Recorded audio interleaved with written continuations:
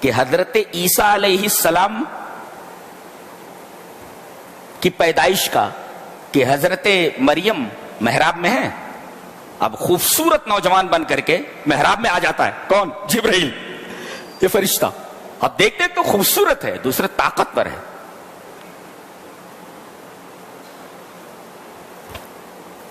کیا صفت بیان کی گئی؟ شرقی جگہ میں، مشرقی کونے میں، فتمثل لها بشرا سویا. بشر سوی کا مطلب ہوتا ہے ہر طرف سے مساوات ہو، یعنی نقشہ بڑا، ناک نقشہ بہت اچھا، بہت خوبصورت. اور فرشتہ جب انسانی شکل میں آئے کتنا خوبصورت ہوگا، اندازہ لگائیے. اب یہ لڑکی ہے، شادی نہیں ہوئی ہے، بہکی نہیں، لیکن عفت دیکھیے. اللہ تبارک تعالیٰ، ہماری مائیں اور بہنیں ذرا دیکھیں، ان کی سیرت پڑھیں مریم کی. اللہ تعالیٰ نے کتنی تعریف کی ہے. ایک نوجوان ہے، تنہائی میں ہے، مگر بہکی نہیں ہے، اور طاقتور بھی ہے. کہہ رہی ہیں قالت انی اعوذ بالرحمن، اس لیے کہ کمزور ہے، سامنے طاقتور ہے، اس کو ہٹا نہیں سکتی. تو اللہ تبارک و تعالیٰ کی رحمت کا حوالہ دے رہی ہیں. میں تجھے اللہ تبارک و تعالیٰ کی رحمت کیا اس سے واسطے سے مانگتی ہوں، مجھے ہاتھ مت لگانا، مجھے ہاتھ مت لگانا. گناہ کے سارے دوائی موجود ہے، سارے اسباب موجود ہے، مگر یہ بچی ہے کہ خوبصورت لڑکا دیکھ کر کے بھی اس کے اوپر مائل نہیں ہو رہی ہے، اور اپنی عفت کے لیے اسے درخواست کر رہی ہے مجھے چھونا نہیں ہے. اتنا بڑا واقعہ ہے یہ کہ اس کی تشریح نہیں کی جا سکتی، لفظوں میں نہیں بیان کیا جا سکتا. اسی وجہ سے اللہ اس عورت کی بڑی تعریف کر رہا ہے، مریم. کہا کوئی بات نہیں، انا رسول ربک، میں انسان نہیں ہوں، فرشتہ ہوں، میں جبرائیل ہوں میں. اور پھر انہوں نے ان کے گریبان میں پھونک مارا اور حمل ٹھہر گیا. تو ایک ہوتا ہے ماں باپ دونوں موجود ہو، بچہ ہو جاتا، ممکن ہے. یہاں تو باپ ہی نہیں ہے، تو ادنا سے اعلیٰ کی طرف ترقی ہو رہی ہے. پہلا تو حیرت انگیز واقعہ ہے ہی، اور دوسرا حیرت انگیز واقعہ کہ یہاں ماں باپ دونوں، مگر دونوں بوڑھے ہیں، اور یہاں باپ ہی نہیں ہے سرے سے. ابھی دیکھیں. اور اس کے بعد جب ڈیلیوری کا ٹائم آیا، فاجعل مخاض میں ڈیلیوری کا ٹائم آیا تو بہت کمزور تھی یہ، میں نے پانی کی ضرورت تھی. اللہ تعالیٰ نے ان کے پیروں کے نیچے سے پانی، ریگستان میں پانی کی نہر، سریہ کا مطلب ہوتا ہے نہر، نالا نکل دیا، پانی بہ رہا ہے ریگستان میں. یہ اس سے زیادہ حیرت انگیز ہے. اس کے بعد کہا بھوکی ہوں. کہا کہ یہ کھجور کا ٹنڈ منڈ درخت ہے، اس میں پتے بھی نہیں تھے، خالی ایسے کھڑا تھا، وہ پتے بھی نہیں تھے. کہا کہ ہلاؤ اس کو. ایک طاقت اور آدمی جس کھجور کے درخت کو ہلا نہیں سکتا، ان سے کہا جا رہا ہلاؤ، یعنی اس کا مطلب جتنا تم کر سکتے ہو اتنا کرو، باقی اللہ کے اوپر چھوڑ دو. تو کوشش اور توکل اسی کا نام ہے، جتنا کر سکتے ہو اتنا کرو، باقی اللہ کے اوپر چھوڑ دو.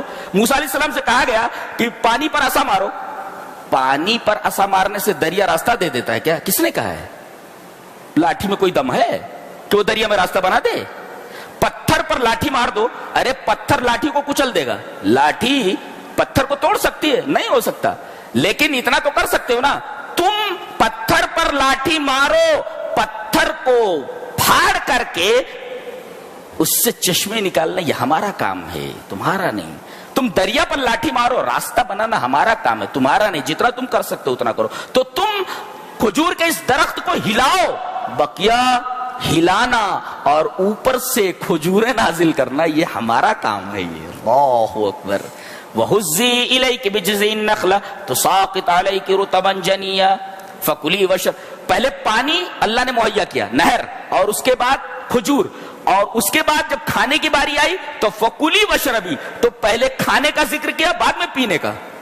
انتظام کا جہاں تک معاملہ تو پہلے پانی کا انتظام ہوا. کھانے سے پہلے آدمی پانی دیکھتا ہے، بعد میں کھانا.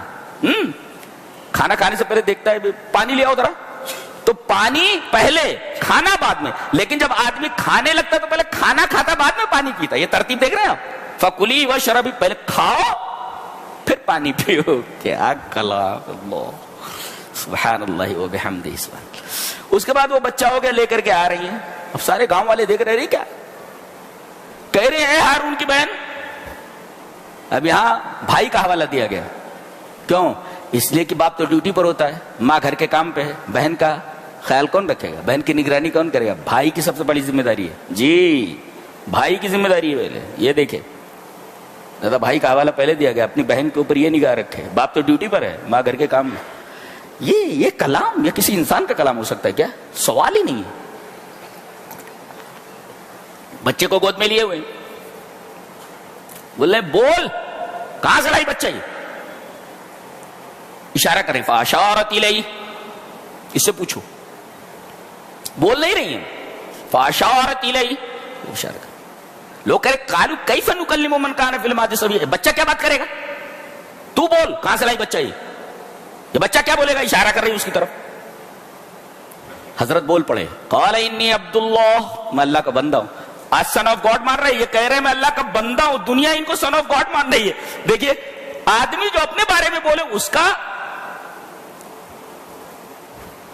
اس کی بات مانی جائے گی، یا دوسرے لوگ جو مان لیں؟ یہ کہہ رہے میں اللہ کا بندہ ہوں، I am slave of God, اور یہ کیا بولے ہی از اے سن آف گاڈ. یہ کیسے بھائی؟ وہ تو کہہ رہے میں عبداللہ ہوں، سلیو آف گاڈ ہوں، تم سن آف گاڈ کیسے مان لو؟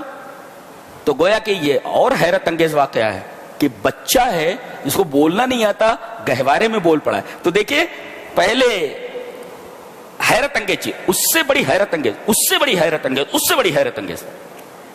اس کے بعد فرمایا گیا والسلام علی یوم ولدت ویوم اموت ویوم ابعث حیا، سلامتی ہو میرے اوپر جس دن میں پیدا ہوا، جس دن مروں گا اور جس دن اٹھایا جاؤں گا. یہ تین حالتیں انسان کی، کیا؟ پیدائش، موت اور اٹھایا جانا. یہ تین ہے. کیوں؟ اس لیے کہ تینوں چیزیں زندگی میں ایک بار ہوتی. یہ تینوں چیزیں ایک بار ہوتی ہے، خالی تکرار نہیں ہوتی. اس میں پیدا ہوتا ہے ایک بار، مرتا ہے ایک بار، اٹھایا جاتا ہے ایک بار تکرار نہیں ہوتی اس سے. جی جی جی.